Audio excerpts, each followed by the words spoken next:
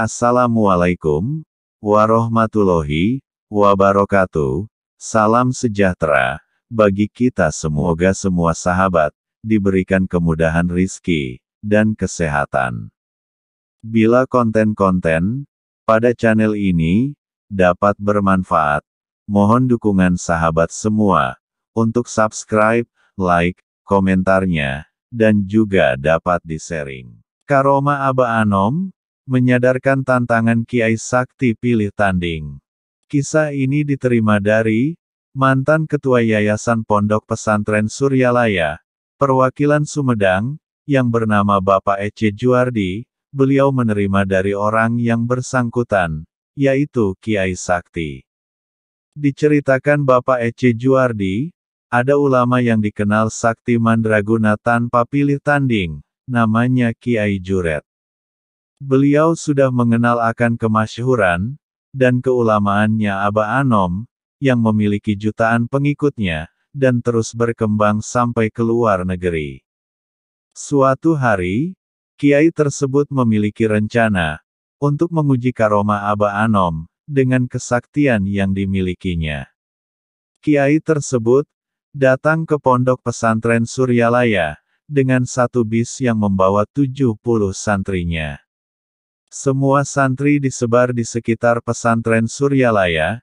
Setelah Kiai itu masuk ke halaman rumah Aba Anom, tidak disangka Aba Anom sudah berada di depan madrasah, dan menyuruh Kiai untuk masuk ke madrasah Aba Anom bersama 70 santrinya yang telah disebar.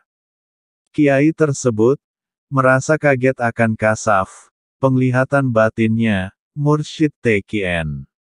Aba Anom meminta Kiai tersebut dan para santrinya untuk makan dahulu, yang telah beliau sediakan di madrasah. Di dalam madrasah, Kiai memuji Aba Anom tentang pesantren beliau, yang sangat luas nan indah, tetapi dibumbui kritik secara halus tentang kekurangan pesantrennya, yaitu tidak adanya burung cendrawasih, burung yang terkenal akan bulunya yang indah. Beliau hanya tersenyum, dan menimpalinya dengan jawaban yang singkat, tentu saja Kiai. Suatu di luar jangkauan akal, setelah jawaban itu, burung cendrawasih yang berbulu indah melayang-layang di dalam madrasah, yang sesekali hinggap. Kejadian itu membuat terpesonanya akan karomah yang dimiliki beliau. Kiai itu diam 1000 bahasa. Keajaiban lagi, ketika makan dengan para santrinya, yang 70 pun, nasi yang disediakan dalam bakul kecil itu, tidak pernah habis. Hal itu mengingatkan akan kejadian mujizatnya, Rasulullah Shallallahu Alaihi Wasallam. Kiai itu sangat kagum akan karomah yang dimiliki beliau, dan merasa kesaktian yang dimilikinya, dan dibanggakannya itu sudah tidak ada artinya di hadapan Mursyid Thariqah Qadiriyah wan Naqsyabandiyah, Syekh Ahmad Sohibul Wafatajul Arifin, atau yang lebih dikenal dengan sebutan Aba Anom. Benarlah sebuah ungkapan, di atas langit ada langit. Namun, Kiai ini masih penasaran, dan tidak mau kalah begitu saja. Setelah makan, Kiai tersebut meminta kepada beliau untuk mengangkat kopiah atau peci yang telah diisi, yang sebelumnya dicoba oleh para santrinya, tidak terangkat sedikitpun. Subhanallah, hanya dengan tepukan tangan Aba Anom ke lantai, kopiah itu melayang-layang. Kiai merasa malu dan kalah lagi. Selanjutnya, Kiai tersebut mengeluarkan batu yang telah disediakan sebelumnya, dan batu itu dipukul dengan kekuatan tangannya sendiri, sehingga terbelah menjadi 2, sedangkan belahannya diberikan kepada Aba Anom. Kiai itu meminta kepada Aba Anom untuk memukulnya, sebagaimana yang telah dicontohkannya. Aba Anom mengatakan kepada Kiai itu, "Abah tidak bisa apa-apa, yang bisa membelah itu adalah Allah." "Baiklah, Abah hanya minta kepada Allah, itu pun, kalau diizinkan." Selanjutnya batu itu diusap oleh tangan Mursyid, dan batu itu menjadi air, subhanallah. Namun kiai tersebut masih penasaran, karena kesaktiannya belum bisa mengalahkan karomah Aba Anom sebagai mursyid Thariqah Qadiriyah wan Naqsyabandiyah.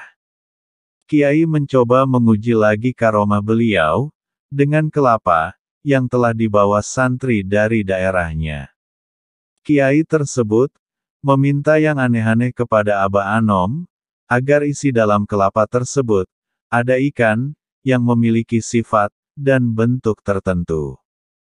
Dengan tawatlunya, Aba Anom menjawab, "Masya Allah, kenapa permintaan Kiai ke Abah berlebihan? Abah tidak bisa apa-apa. Seharusnya minta kepada Allah saja, jangan kepada Abah. Hanya Allah lah yang bisa mewujudkan segala sesuatu, karena Dia Maha berkehendak dan berkuasa." Kiai itu masih penasaran akan permohonannya kepada Aba Anom. Selanjutnya Aba Anom berkata, "Baiklah kalau begitu, kita memohon kepada Allah. Mudah-mudahan Allah mengabulkan kita." Setelah berdoa, beliau menyuruh kelapa itu untuk dibelah dua, dan dengan izin Allah, di dalam kelapa itu ada ikan, yang sesuai dengan permintaan sang kiai. Subhanallah. Selanjutnya, entah dari mana datangnya, di tangan Aba Anom, sudah ada ketapel, dan ketapel itu diarahkan, atau ditembakkan ke langit-langit madrasah, sungguh di luar jangkauan akal, muncul dari langit-langit burung putih, yang jatuh di hadapan Kiai, dan beliau. Setelah kejadian itu, Kiai menangis di pangkuan Aba Anom, sadar, dan memohon maaf, atas kesombongan, dan kesalahannya. Akhirnya, Kiai memohon kepada Aba Anom, untuk diangkat menjadi muridnya, dan menjadi seorang pengamal Thariqah Qadiriyah wan Naqsyabandiyah. Kiai itu ditalkin zikir TQN, diajarkan zikir Thariqat Qadiriyah wan Naqsyabandiyah, dengan talkin zikir itu, menyadarkan akan adanya Allah yang Maha Mengetahui, akan perbuatan jahat makhluknya, baik lahir, maupun batin, dan Maha Kuasa atas segala sesuatu. Setelah ditalkin Kiai menangis di pangkuan Aba Anom, sampai tertidur. Anehnya, bangun dari tidur sudah berada di masjid. Subhanallah. Demikian kisah karomah dari Syekh Ahmad Sohibul Wafatajul Arifin atau yang lebih dikenal dengan sebutan Aba Anom. Mursyid Thariqah Qadiriyah wan Naqsyabandiyah, Suryalaya yang berada di Tasikmalaya, Jawa Barat.